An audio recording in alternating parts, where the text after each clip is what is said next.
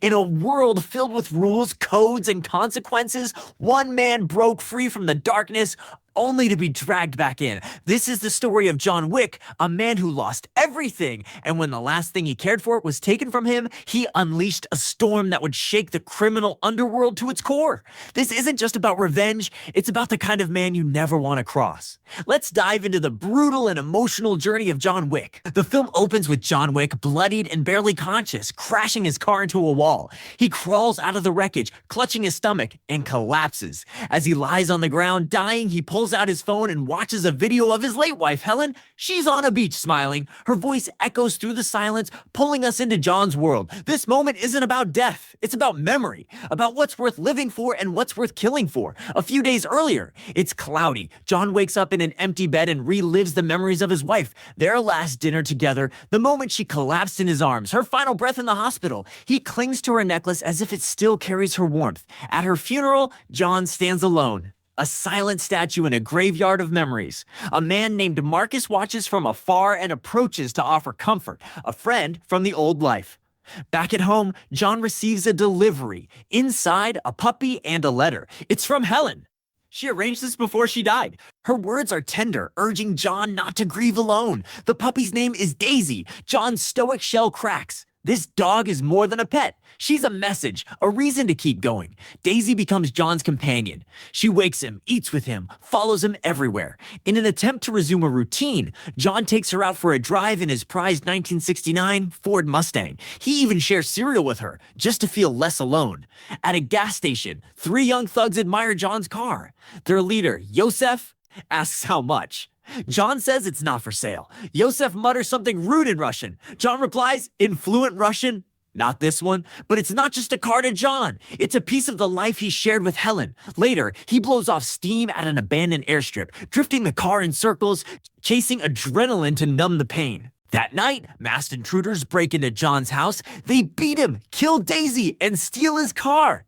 Yosef is among them. He removes his mask to mock John before knocking him out. John wakes to the silence of a house that has lost everything. He finds Daisy's lifeless body. No screaming, no rage, just grief. He buries her carefully, reverently, the way you bury someone you love. Yosef takes the Mustang to Aurelio's shop for new plates. Aurelio recognizes the car and punches Yosef. Later, John visits the shop. Aurelio tells him who took it. Yosef is the son of Vigo Tarasov, head of the Russian crime syndicate. Vigo calls Aurelio, "Why did you hit my son?" Aurelio replies, "Because he stole John Wick's car and killed his dog." Vigo doesn't scream. He just says, "Oh, because he knows what John Wick is, what he used to be." Vigo confronts his son. He explains who John Wick is, the man you send to kill the boogeyman, a one-man army who once completed an impossible task to retire from killing. Now he's back. John, meanwhile, returns to his basement. Beneath the concrete lies an arsenal of weapons and gold. He digs it up. He's not just mourning anymore. He's preparing. Vigo tries to call him. John doesn't answer. The war has begun. Vigo sends 12 hitmen to John's house. They never stand a chance. John eliminates every one of them with precision and fury.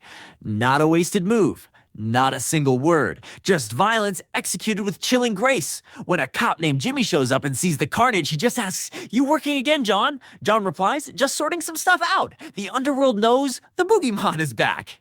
Vigo puts out a $2 million bounty on John. He even offers the contract to Marcus. John checks into the Continental Hotel, a sanctuary for assassins. No business allowed on the premises. He greets Karen and books a room using gold coins. There he meets Winston, the hotel manager, and learns Yosef is at a nightclub, the Red Circle. John infiltrates the club. It's loud, neon-soaked, and crawling with security. He takes them down, one by one, moving through the spa, the dance floor, the halls. Yosef sees him and runs. John doesn't stop. He fights through the crowd, gun blazing, leaving behind a trail of bodies. Yosef escapes. Barely, but the message is clear. Nowhere is safe. After the Red Circle, John returns to the Continental to rest and recover. But he isn't safe yet. In the middle of the night, he's attacked in his hotel room by Perkins, a fellow assassin who violates the sacred rule of the Continental. No business on hotel grounds. She's come to claim the bounty on John's head. A brutal, close quarters fight breaks out. They crash through walls, furniture shatters, guns fire, and fists land with vicious force. John eventually gains the upper hand and traps Perkins. Rather than killing her, he offers her a chance to live in exchange for information. She gives him a location, a hidden vault beneath a church where Vigo stores his blackmail material, cash, and leverage. John spares her and pays another hitman, Harry, to keep an eye on her. But Perkins is cunning. She escapes, kills Harry, and disappears. Meanwhile, John heads to the church. It looks quiet from the outside, but the moment he steps in, chaos erupts. He kills the guards, shoots the priest, and storms into the basement. There, he finds Vigo's treasure, gold bars, stacks of cash, files on powerful people. John doesn't hesitate. He douses everything in gasoline and sets it all ablaze. The fire consumes Vigo's legacy in minutes. Enraged, Vigo sets a trap. His men ambush John, capturing him and dragging him to a warehouse. Vigo arrives and questions John, mocking him, "All this for a dog?" But John's answer is sharp. It was more than just a dog. Just when it seems all hope is lost, Marcus fires a shot from afar, killing one of Vigo's men and giving John the chance to escape. In the chaos, John kills the rest and corners Vigo. With a gun to his head, Vigo reveals the location of his son, Yosef. Yosef is hiding in a heavily guarded safe house in Brooklyn. He thinks he's safe surrounded by mercenaries with multiple layers of security. But nothing can stop John Wick. He moves in like a ghost, silently eliminating snipers and guards one by one. He takes a rifle from an unconscious mercenary and begins firing with deadly precision. Explosions rock the building as John disables vehicles and clears the perimeter. Yosef panics. He runs, but there's no escape. John finds him hiding, terrified and unarmed. Without a word, John raises his weapon. One shot to the stomach, one to the head. No emotion, no mercy. The job is done. Perkins, having seen Marcus aiding John, reports him to Vigo. In retaliation, Vigo sends his men to Marcus's home. They torture him. But Marcus, a professional to the end, fights back. He kills a few of them, but is ultimately overwhelmed and shot dead. Vigo calls John to taunt him with Marcus's death. Fueled by fury, John tracks Vigo's convoy as they prepare to flee the city.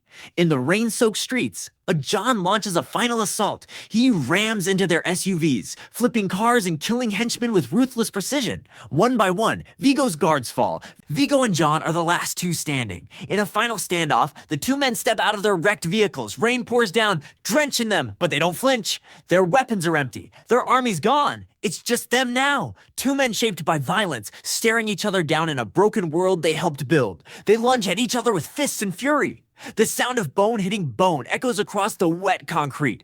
John, still bleeding from his side, fights with sheer willpower. Vigo, desperate and savage, lands a blow that sends John stumbling back. Then comes the knife.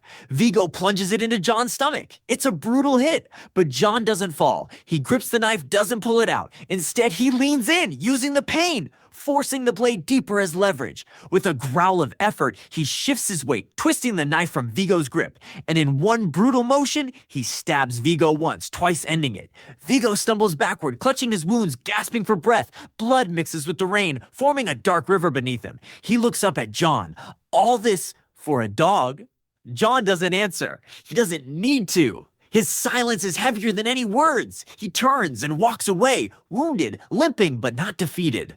John stumbles through the empty streets of the city. His shirt is soaked with blood, his face pale, but his eyes still burn with life. He finds his way to a small animal shelter just as dawn begins to break. Inside, fluorescent lights buzz faintly. The building is still quiet. John collapses near a sink, rummages through drawers, and finds basic medical supplies. With shaking hands, he cleans the wound, staples his own flesh together, and wraps his side with bandages torn from old towels. Every motion is pain, but pain he's used to. The shelter is lined with cages. Dogs whimper softly, unsure of the strange, bloodied man in front of them. John moves slowly past them, his hand brushing against each cage, acknowledging their presence, until one cage stops him. Inside, a pit bull young, strong, eyes wide with fear but also curiosity. Marked for euthanasia. Another life on the edge. John kneels down. Their eyes meet. No barking. Just stillness. He opens the cage. The pit bull hesitates for a moment, then steps out. No leash, no commands. Just trust. John rises, wincing, and they walk out into the morning light. Side by side, two survivors. There's no destination, no plan, no grand mission. But this time, John Wick doesn't walk alone. This isn't about revenge anymore. It's about healing, about remembering the life he once had, the love he lost, and the future he might still carve out. With a quiet breath, John disappears down the sidewalk, his silhouette fading into the soft glow of a new day, a new beginning. And so the legend begins not with glory, but with grief, not with vengeance, but with loss. They took his peace. They took the last piece of a life he fought to build. And in return, John Wick gave them everything they deserved. He didn't ask for war. He didn't seek blood, but they opened the door to the past, a door sealed long ago. What stepped through wasn't just a man, but a force forged in pain, honed by silence and unleashed with fury. He buried the only person he ever truly loved. Then they took the final gift she left behind. And in doing so, they reawakened a legend feared by all who once whispered his name. But when the fire settled, when the blood dried, and the last breath was drawn, what was left wasn't just a killer. It was a man walking toward healing. With a new companion at his side, John Wick steps back into the shadows. Not for violence, not for revenge, but for something harder to find in his world, peace. This is not the end of John Wick's story. It's just the beginning. Because legends don't die, they wait, they rest, and sometimes they return.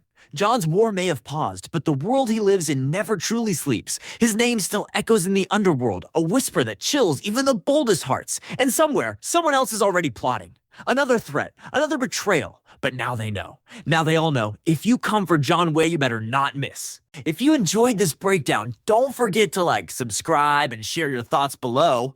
Which moment hit you hardest? Which scene left you breathless? This was John Wick. Chapter 1, The Birth of a Legend. Thanks for watching, and remember, don't mess with the dog.